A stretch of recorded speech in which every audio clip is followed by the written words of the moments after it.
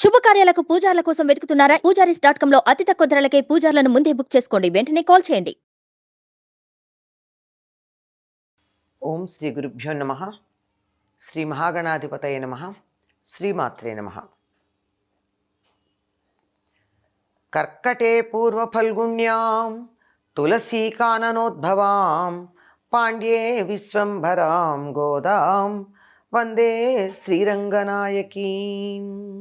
నీలాతుంగస్తనగిరితటీ సుప్తముద్బోధ్య కృష్ణం పారార్జ్యం స్వం శృతిశతశిరసిద్ధమధ్యాపయంతి స్వచ్ఛిష్టాయాం సృజినిగళితం యా బలాత్కృత్య భుంక్తే గోదా తస్యై నమైదమిదం భూయ ఏవాస్తు భూయః. శ్రీ భూనీల సమేత గోదారంగనాథ స్వామినే నమః.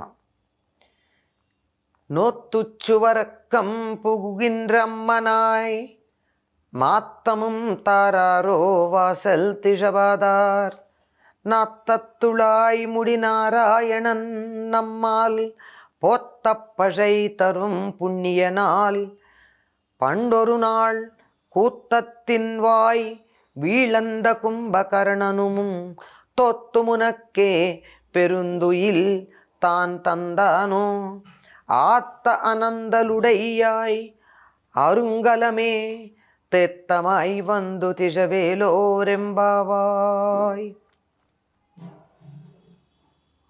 ఈ పదవ నాడు గోదాదేవి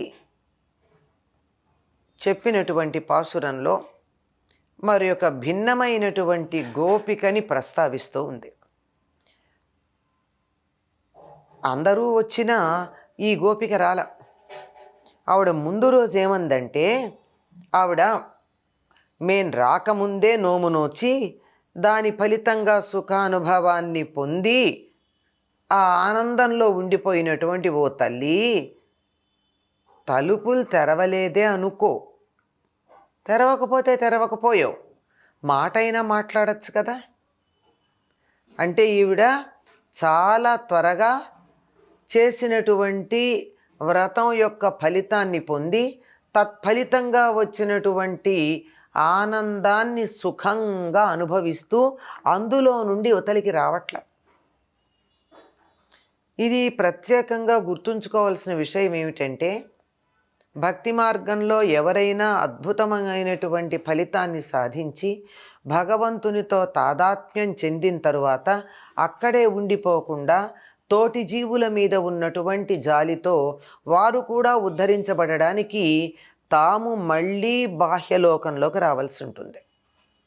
ఎందుకు రావాలండి అంటే, మిమ్మల్ని ఉద్ధరించవలసినటువంటి అవసరం, మీకు ఎటువంటి ఆనందాన్ని కలిగించవలసినటువంటి అవసరం భగవంతుడికి మాత్రం ఎందుకుంది? తాను ఆనంద స్వరూపుడుగా తన ఆనందంలో తాను ఉండొచ్చు కదా. నీకో నాకో కూడా ఆనందాన్ని ఆయన కలిగిస్తున్నాడంటే మన మీద ఉన్నటువంటి జాలి కొద్దీ, దయ కొద్దీ.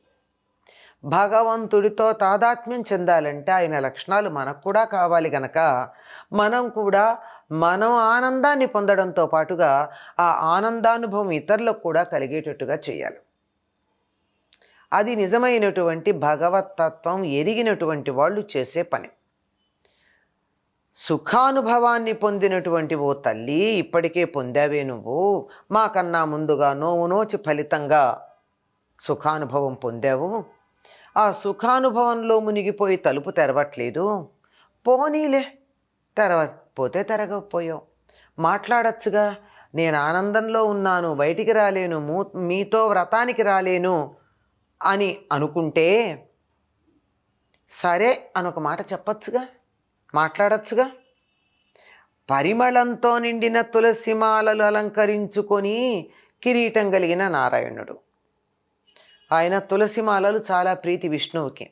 ఎన్ని రకాల పుష్పాలు ఉన్నా ఒక్క తులసి దళం లేకపోయినట్టయితే ఆ పుష్పాలన్నీ వృధా అనేటటువంటి భావన ఉంటుంది. తులసికి పుష్పసారము అని పేరు. అన్ని రకాల పుష్పాల యొక్క వాసనలు అందులోనే ఉంటాయి. అన్నింటి సారం దానిలో నిబిడీకృతమై ఉంటాయి. అటువంటి పుష్పసారమైనటువంటి తులసిని ధరించినటువంటి వాడు, దానితో పాటుగా కిరీటాన్ని ధరించినవాడు. కిరీటం మీద కూడా తులసి దండలు పెట్టుకున్నాడేమో, ఆయనకి తులసి అంటే అంత ఇష్టం. అటువంటి నారాయణుడు అంత గొప్పవాడు, కిరీటం ధరించగలిగినటువంటి, కిరీటం అందరూ ధరించలేరు కదండి, దానికి కొంత అధికారం ఉండాలి, అర్హత ఉండాలి. అటువంటి శ్రీకృష్ణుడు ఏమీ లేనటువంటి మా వంటి వాళ్ళం మంగళం పాడితే కూడా సంతోషించి పర అనే పురుషార్థాన్ని ఇచ్చేటటువంటి పుణ్యమూర్తి. వీరు పర అనేటటువంటి దాన్ని వాయిద్యంగా చెప్పడంతో పాటు మరొక అర్థం ఏముందంటే పరాన్ని ఇస్తాడు.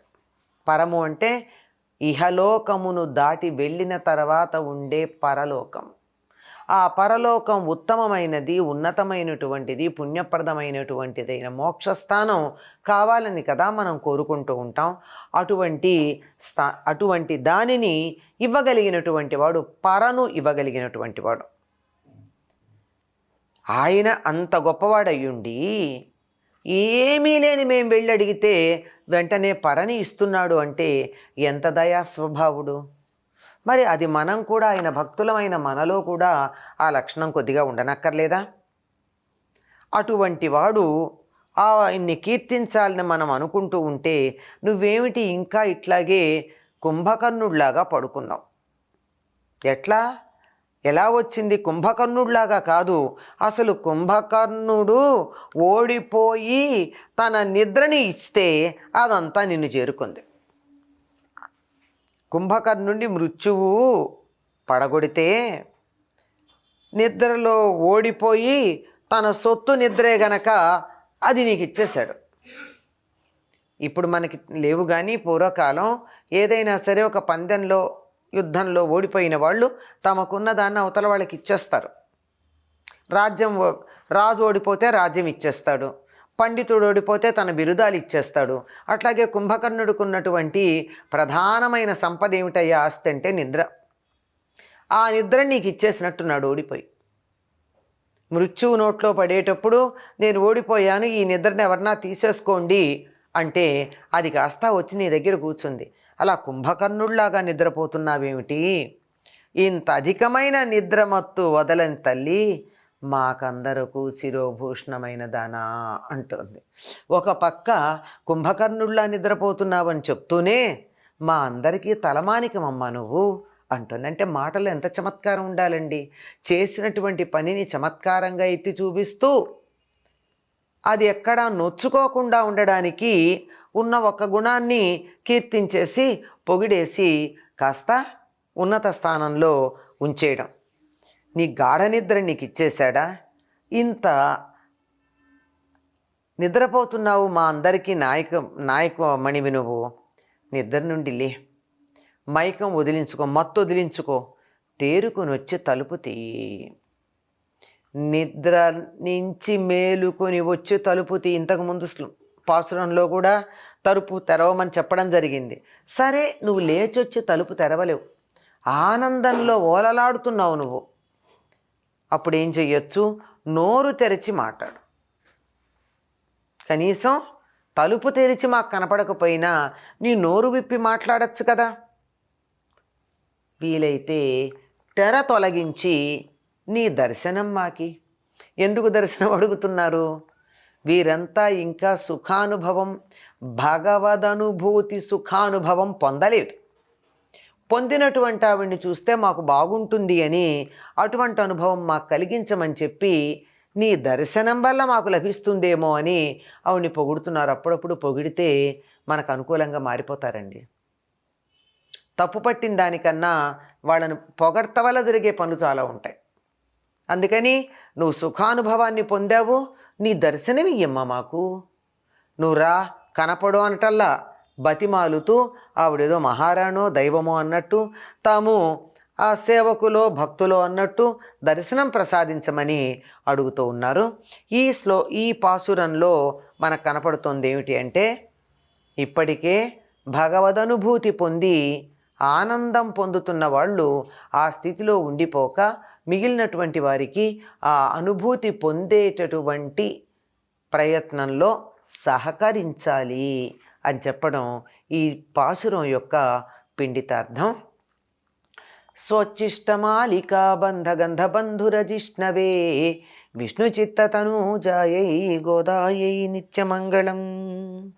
స్వస్తి.